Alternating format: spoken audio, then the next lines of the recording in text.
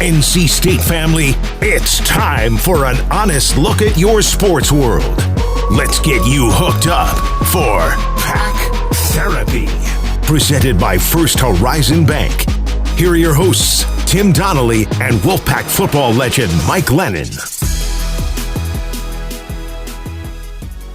Pack Therapy, the podcast, back here for another edition. It is a Thanksgiving week edition. Tim Donnelly here alongside Mike Glennon, Pack legend, former quarterback.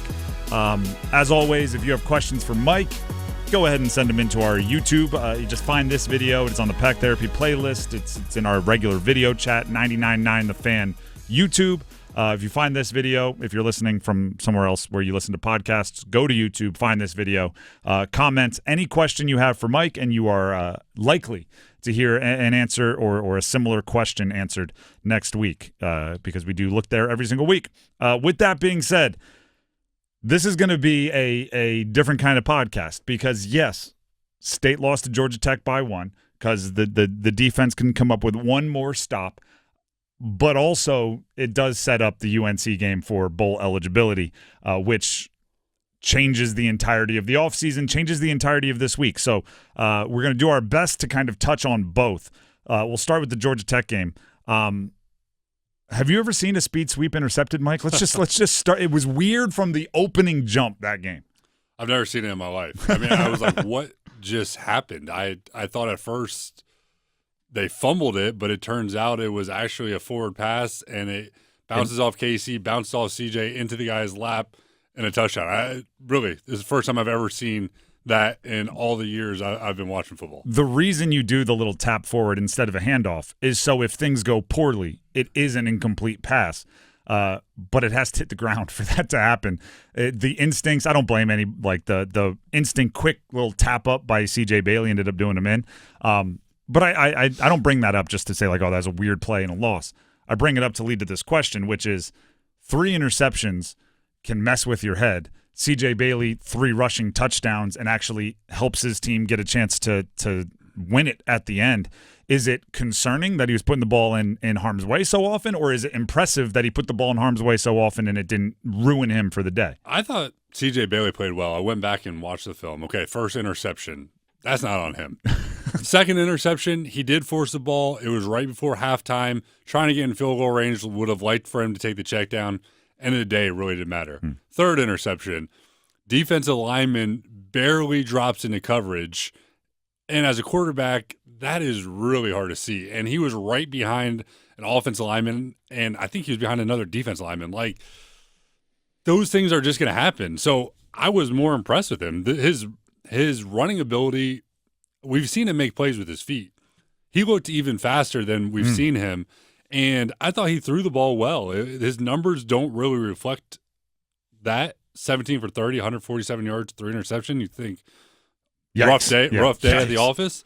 I actually don't think he played that bad. I think NC State actually played better than Georgia Tech. It's just they weren't able to put him away or just finish the job. Here's the take for me, and it took me a while to get there because I was like you just were for prepping. Obviously, this game took place last week, so I've already had my afternoon show to vent and rage and everything else about it. It took me a while to get here. I think the players fought to the end. At times this year, you look at some of the effort things, you look at some of the body language things, and it was concerning. I think the players fought all the way to the end.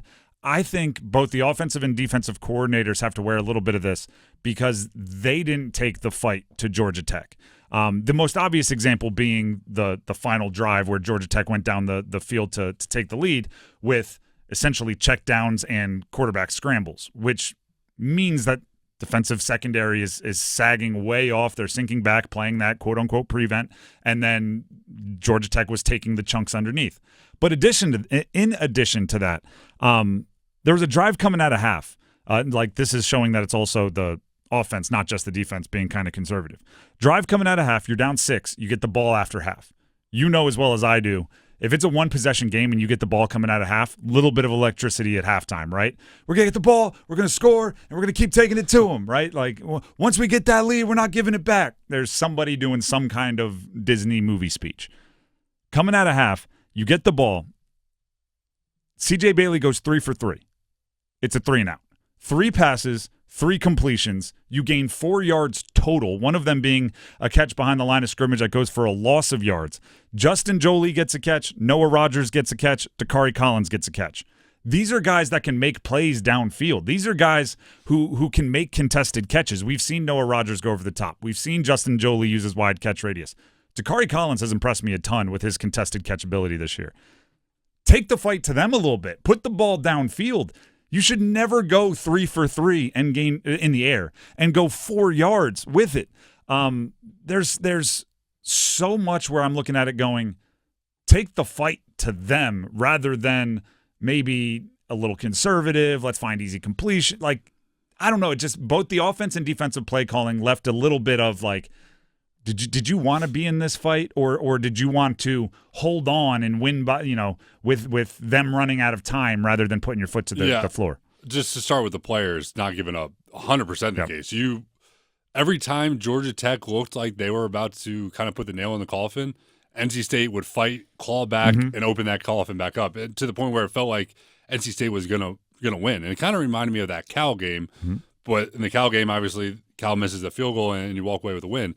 In this case, opposite happens and you end up with a loss. So players, you got to give credit to. They did play to the final whistle. Can't fault them. Offensively, play calling, there were a few times. I think it was actually the second possession at halftime. There was a play call that bothered me. It was 3rd and 7, and they called kind of like the classic sprint right option, but it was to the left, and they threw a flat to a receiver that was 5 yards down the field on 3rd and 7, and he's the number 1 read in your progression. He was really the only read in the progression. On his way out of bounds as well. Like, you it's can't, that little out. Your only read in the progression is in front of the sticks. Like, that should not be. That's a play call for 3rd and 3 to 4, not 3rd and 7. Or and when you tell your offensive coordinator this is 4-down territory, we're absolutely 100% going for it, and he's trying to set up an easier 4th down. But call. it wasn't. No, NC it wasn't. Had the ball on the 36. I'm just trying to explain why that play call on a third down might even be in your vocabulary. And then for the final drive, the 2 minute, I did have an issue with some of the play call. They're playing a bunch of 2-man, and 2-man, the biggest weakness is quarterback run. And as a quarterback, you're taught you are the check down. Everyone's back is turned to you. The 2 safeties are deep, take off and run. Though to go back, they hit the running back on just a kind of a burst route, an option route, which is running back on linebacker, worst matchup on the field. Then the good play, pass catching back too. Haynes the is play good. Before the touchdown where the quarterback scrambled, I will say they weren't in 2-man on that one. It was zone coverage, and I think someone busted. They carried a seam route. But the final one, again, 2-man in the red zone, just didn't love the call because you're very susceptible to a quarterback run, and Georgia Tech's quarterback exposed them. So, I think the players played hard, and the coaches kind of have to own some of the play calls made. So now, like I said, we're going to try to do this in 2 parts. The Georgia Tech game, you have to put it in your rear view. You get a couple of extra days to prepare for UNC, with UNC getting smoked by Boston College on Saturday and State losing on Thursday. You get those couple extra days. You have to take advantage of it. From the inside, I know fans are always interested in this.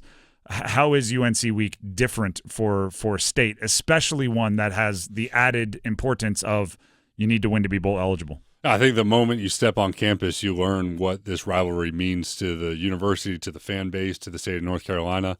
Being a guy that was not from North Carolina, you don't realize it until you get here how much this game matters. And clearly Dave Doran has done a great job instilling in the guy's head what this rivalry means. I mean, I remember I was at the game last year, and Carolina, State looked like they hated Carolina, and Carolina looked like they didn't have any issue with State, and that's the way they played, and NC State completely dominated from start to finish. So you like to think every year it's like eventually Carolina's going to realize, like, we need to take this serious, and it just hasn't happened. So it'll be an exciting week. Obviously Carolina get beat pretty bad to a Boston College team. NC State has a lot to play for. Mack Brown's future, all the storylines are there. So it's going to be an exciting game at Chapel Hill. The one difference I would say is this year, so many of the leaders haven't been here a long time. Last year, you had the Peyton Wilsons, you had the McMahons up front. Some of these guys that, they've had a history with that rivalry. They had won a couple. They wanted to go out and win another. You mentioned like the moment you step on the campus as a freshman. C.J. Bailey, true freshman. A lot of these transfers, the Hollywood Smothers, the Noah Rogers, do you think like by now they already understand this one's bigger, or is it just you have to be in it and to figure it out? You find out right away, but I think you find out even more the week of and the day of the game and just what goes into it. Now, Noah Rogers from this area, I'm sure he's fully aware. C.J. Bailey seems like a pretty smart kid that embraces. He was talking about it afterwards. NC State. He at least plays the role of the like, hey, this one means more. Yeah. So I think that whether it's through the teammates, through the upperclassmen, or through the coaches, or from just living in this area, I mean, you get the sense of what this game means to, like I said, to the fan base, to the university. Rivalries in college sports are the best thing in sports. Like, and I'm maybe I haven't thought of every single thing in sports, but I feel pretty comfortable putting it like top 3. It goes all the way back to a lot of these guys. You're recruited by both, and you had to make the choice, and you want to be right on that choice. But the side note of the rivalry this year is the bowl eligibility portion. We've been talking about it all like the last 2 months. Is once the slow start happened, can you count enough wins on the schedule to get to bowl eligibility? And it does seem like every single time we talked about it, you can go back and listen to the archives of the podcast wherever you're listening to podcasts, we would kind of end it with, and it might come down to that UNC game at the end of the year for bowl eligibility. And if it does, at one point it looked like it was going to come down to bowl eligibility for both teams, but with UNC already there, I'm sure they want nothing more than to spoil and send home NC State. The bowl eligibility portion of it, does that, I don't want to say add to it because obviously it does, but is that on their mind? Is that forefront? Like what's more important, bowl eligibility or beating UNC, and where does that all stand?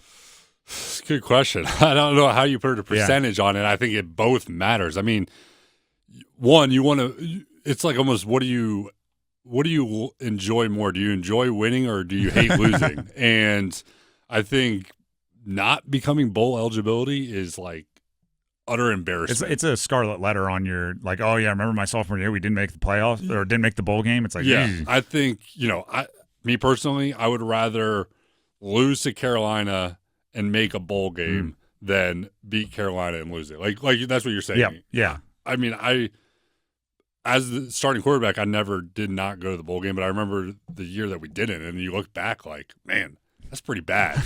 And how'd we get there? It's like freeze frame. Losing to Carolina, wondering how we got here. You don't want to do it, but it's going to happen. They got good players too.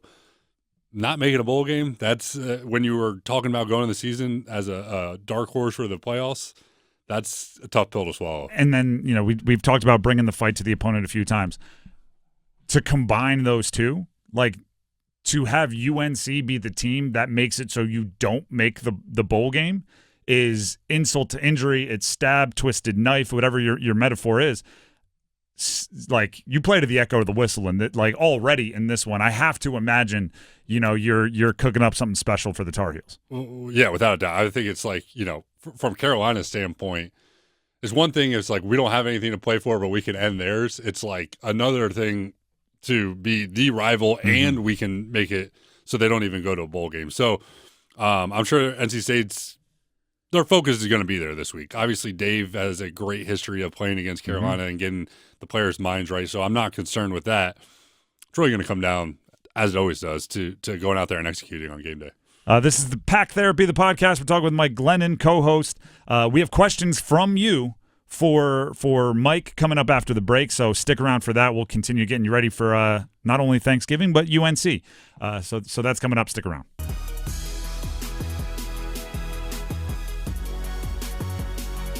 Pack Therapy, the podcast, found everywhere podcasts can be found. Right now, take a minute, pause it, copy the link wherever you're listening to this, and send it to one of your friends that's an NC State fan. That's what we're looking for. Or send it to just a college football fan. We appreciate it. We'll turn them into State fans once they get here. That's our request for you. Mike, we're starting.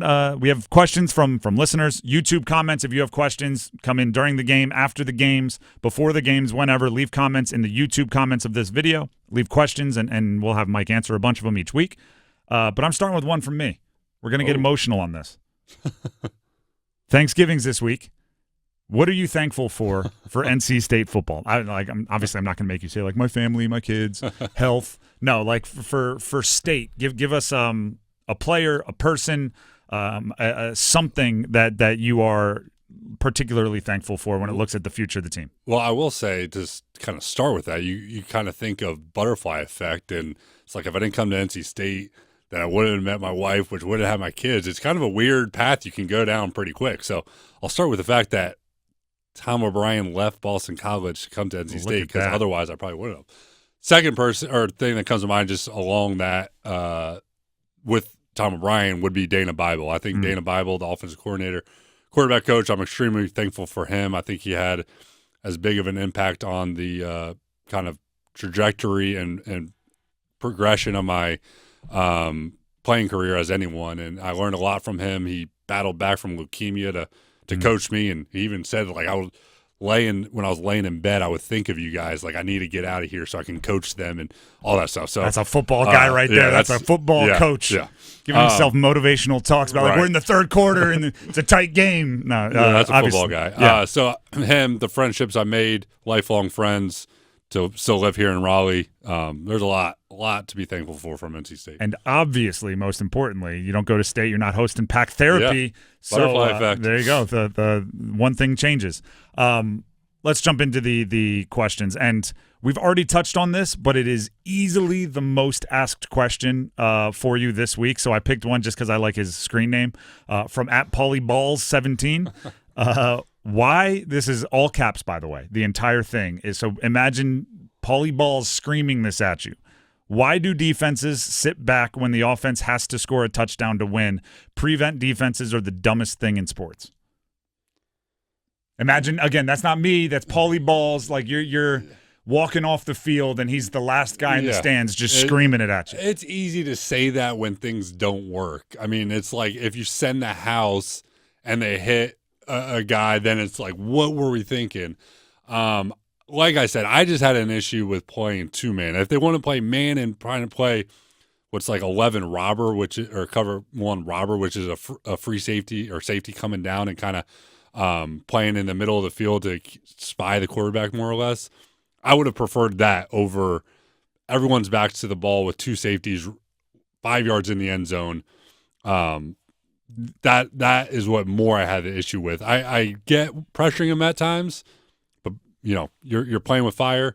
I just don't think that type of man coverage was the right one to call in that situation. This is my take on the subject, and it's a conversation that if you go into sports media, you're going to have this conversation 1,000 times by the end of your career, because at times somebody's going to blitz and like you said, they're going to get caught and it's going to be a 50-yard completion on first down, and now they're in field goal range already, or now they're knocking on the door. People are going to be mad about that. Or this is going to happen where you play prevent.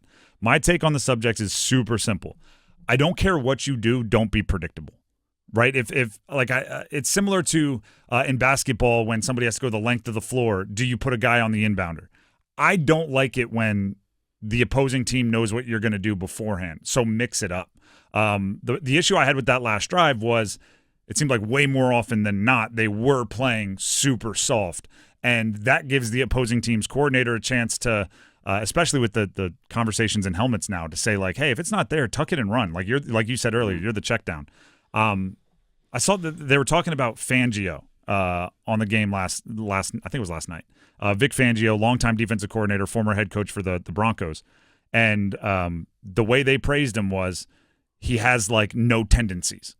That's what I want in those situations. I don't want any tendencies. I don't want your defensive coordinator to be known as when he's up one, he's the prevent guy. I don't want him to be known as when he's up one, he always brings six either. Mm-hmm. It's got to be something that catches the defense off guard, because it only takes one, right?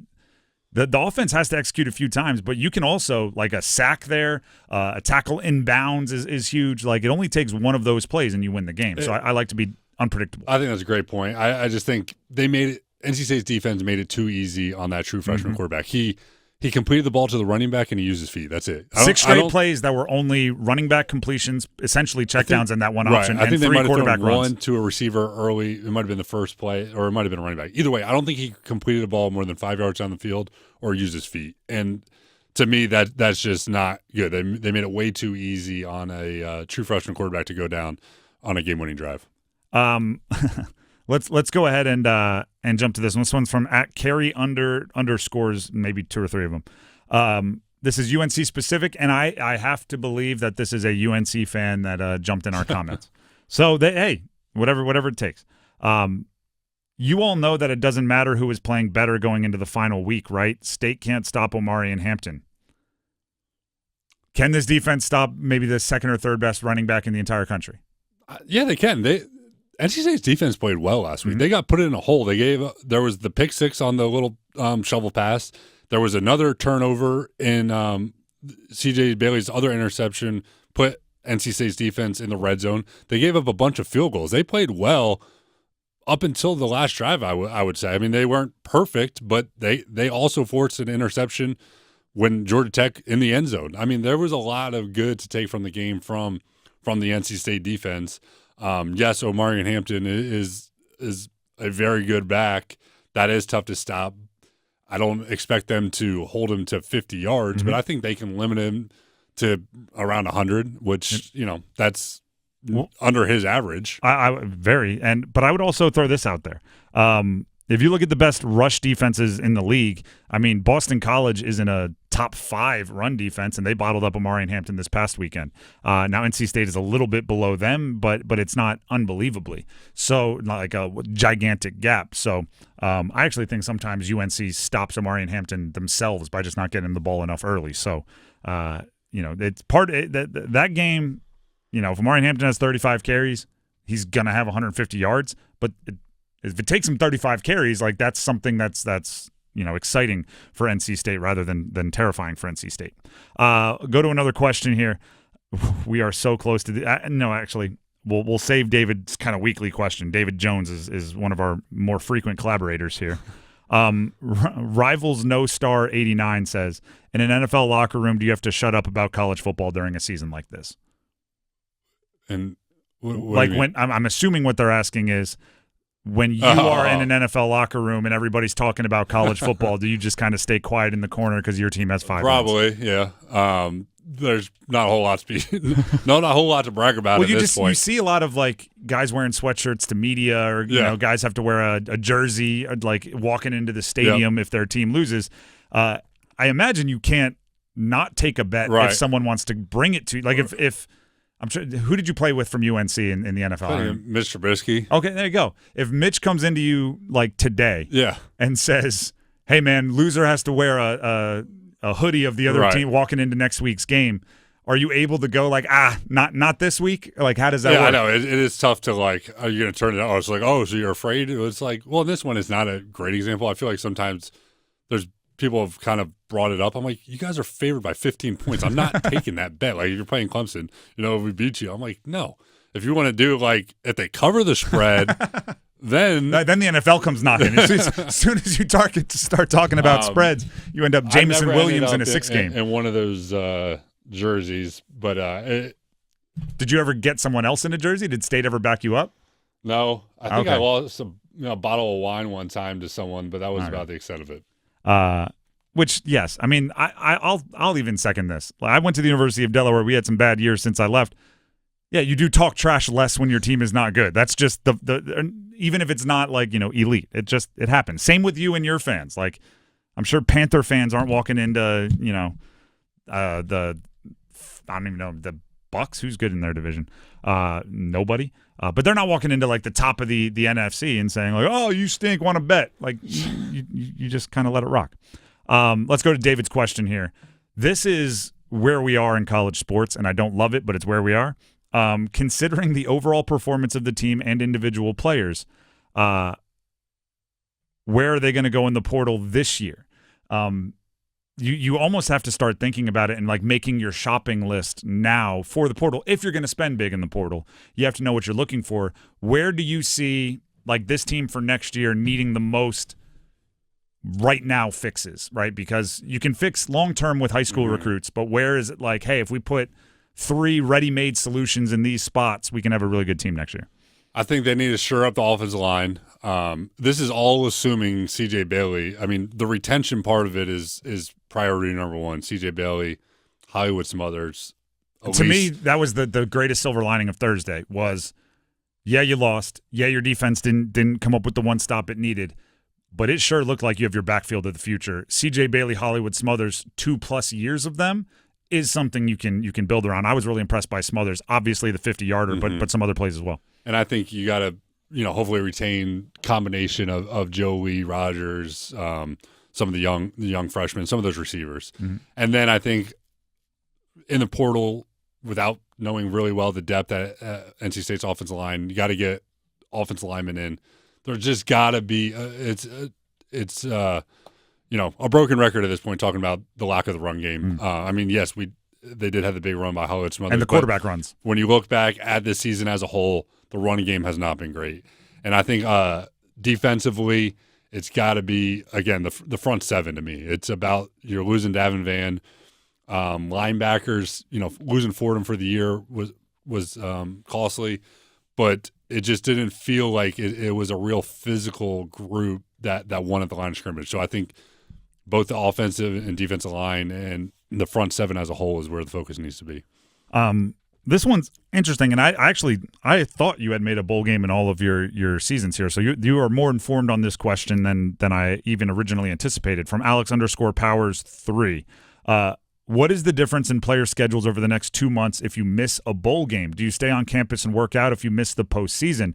The extra practices are cited so often, but I don't know what you do if you don't make a bowl game. Yeah, unless the rules have changed, which maybe they have, we just went home. It was like for the first time since I stepped on campus, usually like the most you ever have off is a week. Mm-hmm. I had like 3 or 4 weeks of nothing. It was once the final game was over, once classes were over, we were off. I don't think you're allowed to do it. I think you could, if you wanted to, you could go in the weight room on your own, but there's absolutely no organized activities. I think it's against the rules. So is it like, did you unplug? Were you watching film? Where were you? It was like, I would did remember they send you home ready. with like a, hey, go to your high school gym and get some squats in? Like, and by the way, if you make a bowl game, it's practice. So even if you are given a packet to like, hey, squat and bench, once a week, it is drastically different as far as how much the coaches can interact with you. Yeah, I can't remember exactly. I just remember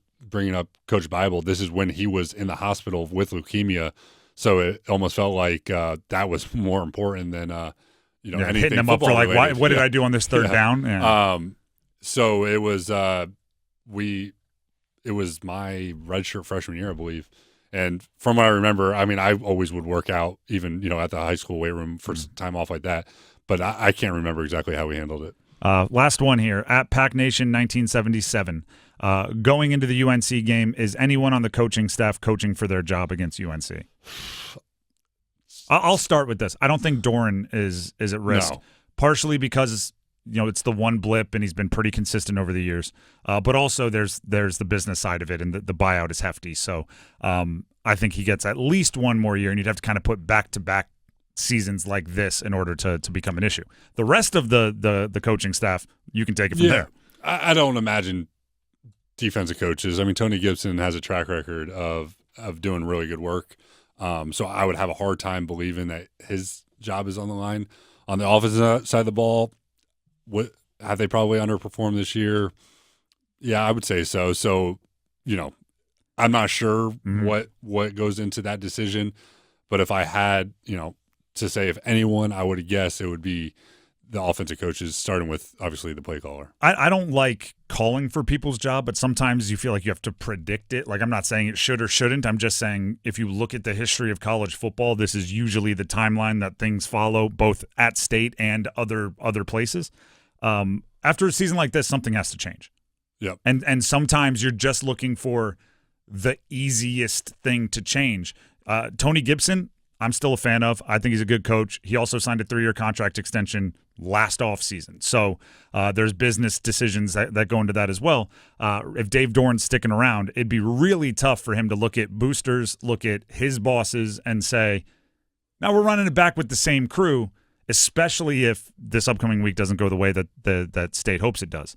So I would say something's got to change, and changing like a wide receivers coach or a defensive backs coach feels like changing, the wallpaper in a burning building. Like you need to do something bigger than that to give people they just want to see change. So whether you think it's right or not, whether you think he was given a fair shake or not, I would guess a coordinator will change, and there's a lot that goes into that. So Robert and I don't even. By the way, I don't even know if he's coaching for his job. I mean, like if they put up 450 yards and 57 points, people still might want to see a change by next year. So it's a tough situation. College football coaching is not a job stability forever industry. So that does it for us here on Pack Therapy. Be back next week after the UNC game. I'm sure there will be questions, comments, concerns, or celebrations, depending on how it goes. You can always leave those for us in our YouTube comments right under this video. If you're listening somewhere other than YouTube, just go find the video, scroll down, leave a comment. We'd greatly appreciate it. Leave a question. We'll answer it next week. Until then, have a great week, everybody.